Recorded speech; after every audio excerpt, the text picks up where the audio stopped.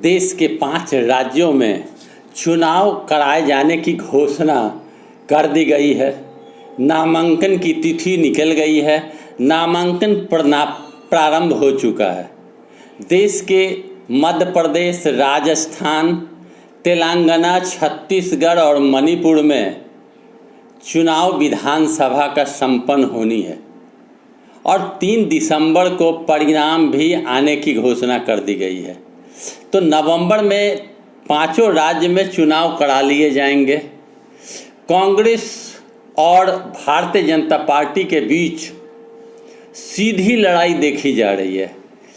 Bharatiya Janata party अपने केंद्रीय मंत्री और सांसद को मध्य प्रदेश में चुनाव लड़ने के लिए उतारा है। जो केंद्र में मंत्री हैं, जो सांसद हैं, उन्हें विधानसभा का चुनाव लड़ा रहे हैं। भारतीय जनता पार्टी ने निर्णय लिया और उन्हें चुनाव लड़ाने के लिए मैदान में उतारा।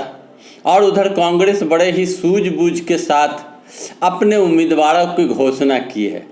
लगभग पुराने उम्मीदवारों को कांग्रेस ने टिकट दिया है और युवा वर्ग के लोगों को ज़्यादा प्राथमिकता दी गई है। पिछड़े, दलित, अति पिछड़े को भी प्राथमिकता कांग्रेस की तरफ से दी गई है। भाजपा सत्ता पाने के लिए अपने केंद्रीय मंत्री को और सांसद को उतारा है, जो शर्मनाक बात है विधानसभा चुनाव में। और भाजपा में काफ़ी कोलाहल का माहौल है, अंदरूनी खटपट है।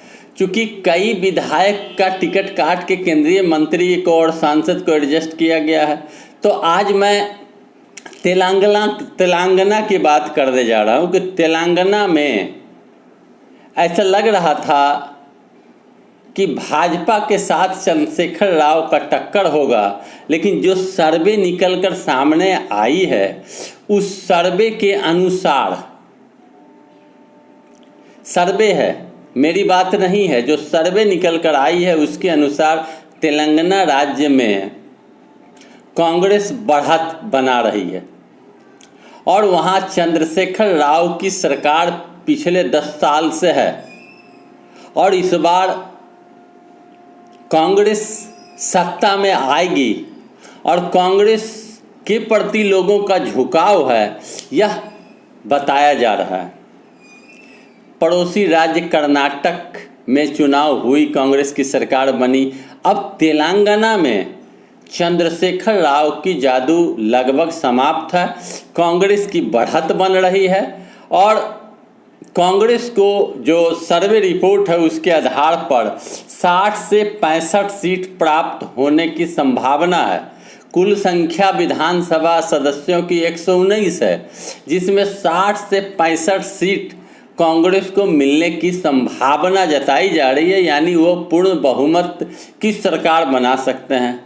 वहीं चंद्रशेखर राव की पार्टी को 40 से 45 सीट का अनुमान है और भारतीय जनता पार्टी को 3 से 5 सीट आने की संभावना जताई जा रही है। यानी कि भारतीय जनता पार्टी तेलंगाना में पिछड़ती नजर आ रही है और वर्तमान सरकार चंद्रशेखर राव भी पिछड़ते नजर आ रहे हैं और कांग्रेस की बढ़त बन रही है। कांग्रेस में युवा वर्ग के नेताओं का पदार्पण हुआ है। युवा वर्ग के नेता जी तोड़ मेहनत कर रहे हैं और डोर टू डोर कैंपेनिंग करके कांग्रेस अपनी नीतियों को सामने रख रहे हैं और भाजपा के जो झूठे वादे और भाजपा के जो गलत कार्य हैं उसकी भी लोगों को उससे भी अवगत कराया जा रहा है। तो कांग्रेस की बढ़त तेलंगाना में है और तेलंगाना में कांग्रेस की सरकार बनेगी, यह संभावना सर्वे रिपोर्ट के अनुसार है। अन्य राज्यों की भी हालात कुछ ऐसी ही है जो मैं आपको अवश्य बताऊंगा।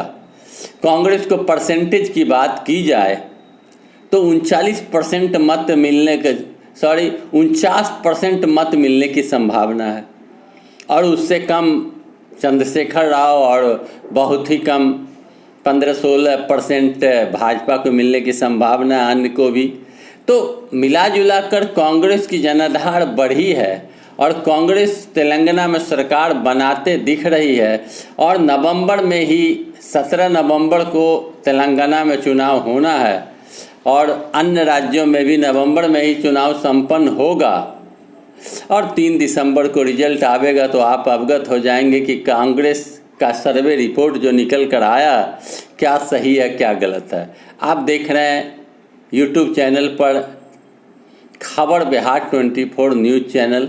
वीडियो को लाइक करें, चैनल सब्सक्राइब करें। मैं विवेका हमेशा आपके सामने प्रस्तुत होकर नई नई बात आपके सामने रखूंगा। सत्यता के साथ, ईमानदारी के साथ मैं समाचार आप तक रखता हूं।